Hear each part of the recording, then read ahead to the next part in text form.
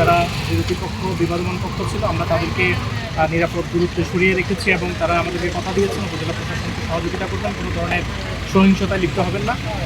পুরোপুরি পরিস্থিতি এখন আমাদের আইনশৃঙ্খলা রক্ষাকারী বাহিনী যারা আছেন তাদের নিয়ন্ত্রণে আছে। আমরা পর্যাপ্ত সংখ্যক আইনশৃঙ্খলা রক্ষাকারী বাহিনী এখানে নিয়োজিত করেছি এবং তারা সর্বাত্মক চেষ্টা করছেন এখানে জানমাল রক্ষা করা। আমরা সদর হসপিটালে থেকে পাওয়া তথ্য মতে 26 জন আহত হয়েছেন এরকম তথ্য পেয়েছি।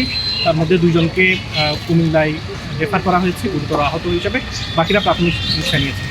250টিরও বেশি ডিজাইন অপশন নিয়ে ওয়ালটন স্মার্ট ফ্রিজ, বোঝে আপনার প্রয়োজন।